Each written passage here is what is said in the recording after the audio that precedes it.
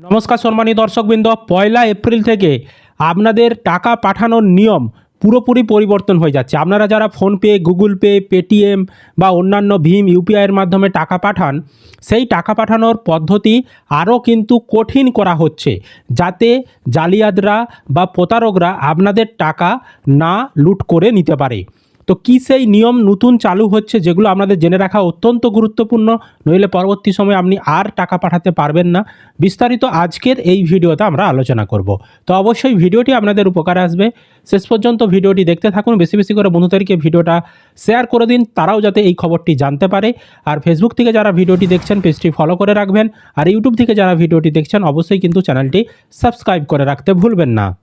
তো আপনি টাকা পাঠানোর জন্য কোন ইউপিআই অ্যাপটি ব্যবহার করেন অবশ্যই সেটা কমেন্ট করে জানাবেন। দেখুন, এই সংক্রান্ত আপডেটে বলা হচ্ছে, আপনার গ্যাস সিলিন্ডারের ভর্তুকির ব্যাংক অ্যাকাউন্টে ঢুকছে না, আপনার ইউপিআই অ্যাকাউন্টে পাঠানো হচ্ছে, আপনি পিন দিলেই ক্রেডিট হয়ে যাবে ভর্তুকি। ছদ্মবেশী প্রতারকের ফাঁদে পড়ে অনলাইন পেমেন্ট অ্যাপের পিন দিলেই টাকা গায়েব। ইউনিফাইড পেমেন্ট ইন্টারফেসের অর্থাৎ ইউপিআইয়ের মাধ্যমে জালিয়াতি রুখতে এবার কড়া স্বরাষ্ট্র মন্ত্রকও।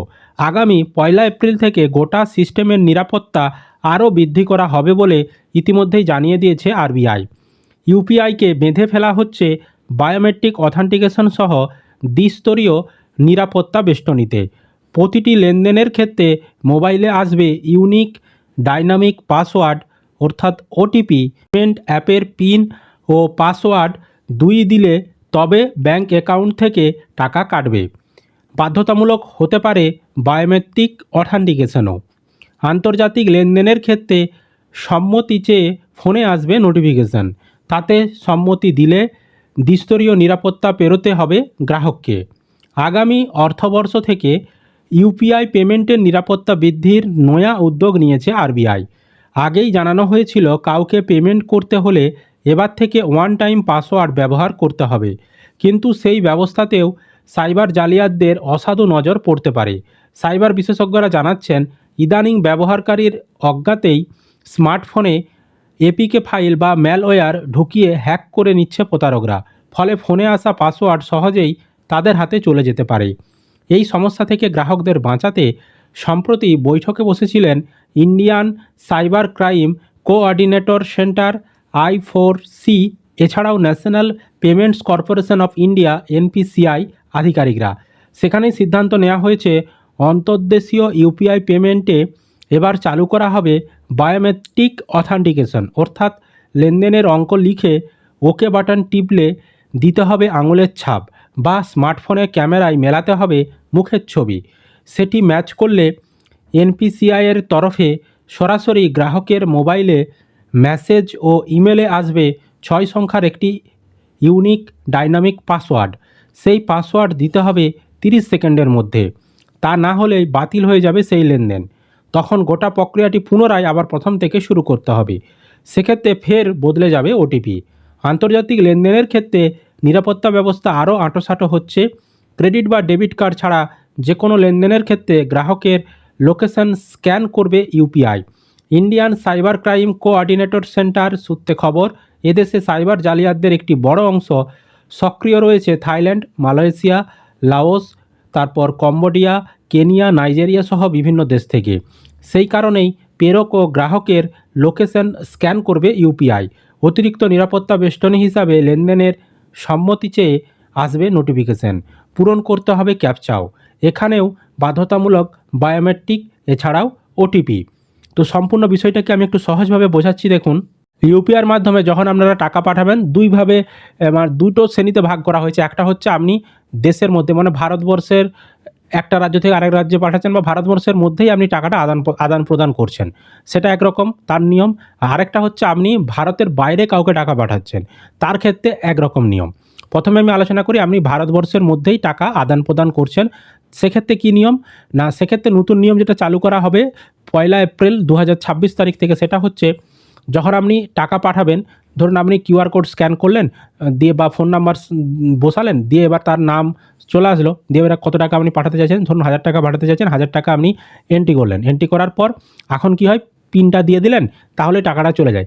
এবার থেকে কি করা হবে, টাকাটা যখন আপনি অ্যামাউন্টটা এন্টার করলেন, এন্টার করার পর আপনি পিনটা দেবেন।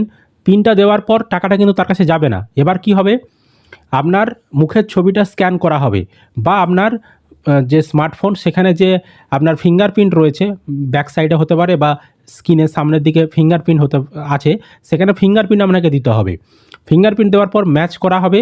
যদি ম্যাচ পাওয়া যায়, তারপর আপনার ব্যাঙ্ক অ্যাকাউন্টে যে মোবাইল নাম্বার লিঙ্ক রয়েছে, সেই ব্যাঙ্ক অ্যাকাউন্টে মোবাইল নাম্বারে ওটিপি আসবে, বা আপনার যে ইমেল আইডি রেজিস্টার করা রয়েছে ব্যাংকে, তাতে ওটিপি পাঠানো হবে 6 সংখ্যার। সেই ওটিপিটা আপনাকে বসাতে হবে। ওটিপি বসানোর পর কনফার্ম করলে তারপরে কিন্তু তার কাছে টাকাটা যাবে, এবং এই ওটিপিটাও বসাতে হবে 30 সেকেন্ডের মধ্যে, ঠিক আছে? তবেই কিন্তু তার কাছে টাকাটা যাবে, নইলে কিন্তু টাকাটা যাবে না। তার মানে মাঝখানে দুটো এক্সট্রা লেয়ার অ্যাড করা হলো। ফিঙ্গারপ্রিন্ট দিতে হবে বা মুখের ছবি স্ক্যান করাতে হবে, আপনার ফোনে ওটিপি আসবে, সেই ওটিপি বসাতে হবে, তারপরে কিন্তু টাকাটা যাবে, ঠিক আছে? আর যারা দেশের বাইরে টাকা পাঠাবেন তাদের ক্ষেত্রে কী নিয়ম, তাদের ক্ষেত্রে বলা হচ্ছে যে আপনি পিন দিলেন, পিন দেওয়ার পর ওই যে বায়োমেট্রিক্স দেওয়া হবে। বায়োমেট্রিক দেওয়ার পর আপনি যাকে টাকা পাঠাচ্ছেন তার লোকেশন ট্র্যাক করা হবে। আপনার লোকেশন, তার লোকেশন দুটো ট্র্যাক করা হবে। যদি দেখা যায় যে ভারতবর্ষের বাইরে আপনার টাকাটা যাচ্ছে, তাহলে কি করা হবে না, আপনার কাছে একটা নোটিফিকেশন আসবে যে আপনার টাকাটা এরকম বাইরের দেশে যাচ্ছে, আপনি কি সম্মতি দিচ্ছেন? আপনি যদি সম্মতি দেন, তারপরে কিন্তু সম্মতি দেওয়ার পর আপনাকে ক্যাপচা কোড একটা ফিল আপ করতে হবে। সেই ক্যাপচা কোড ফিল আপ করলে তারপরে কিন্তু তার কাছে টাকাটা যাবে, ঠিক আছে? দেশের মধ্যে টাকা পাঠানো, মানে ভারতের মধ্যে টাকা পাঠানোটা তুলনামূলক একটু সহজ, বাইরের দেশে টাকা পাঠানোটা একটু জটিল করা হয়েছে, ঠিক আছে? এটা আপনাদের সুরক্ষার জন্যই করা হয়েছে, যাতে মানে আপনাদের টাকাগুলো, যেগুলো সাইবার জালিয়াতিরা টাকাগুলো চুরি করে নিত, সেটা যাতে না করতে পারে। হয়তো আপনাদের একটু অসুবিধা হবে, টাকাটা দিতে একটু আপনাদেরকে বেশি সময় খরচ করতে হবে, কিন্তু অনেকটাই আপনাদের সুরক্ষা আপনারা এই ইউপিআইয়ে পাবেন নতুন নিয়মের ফলে। তো এই নতুন নিয়মটি আপনাদের কেমন লাগলো অবশ্যই সেটি কমেন্ট করে জানাবেন। আর আপনি কোন ইউপিআই ব্যবহার করেন টাকা পাঠানোর ক্ষেত্রে, সেটাও কমেন্ট করে জানাতে ভুলবেন না।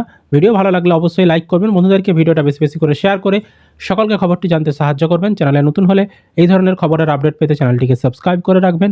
ফেসবুক থেকে যারা ভিডিওটি দেখছেন অবশ্যই পেজটি ফলো করে রাখতে ভুলবেন না।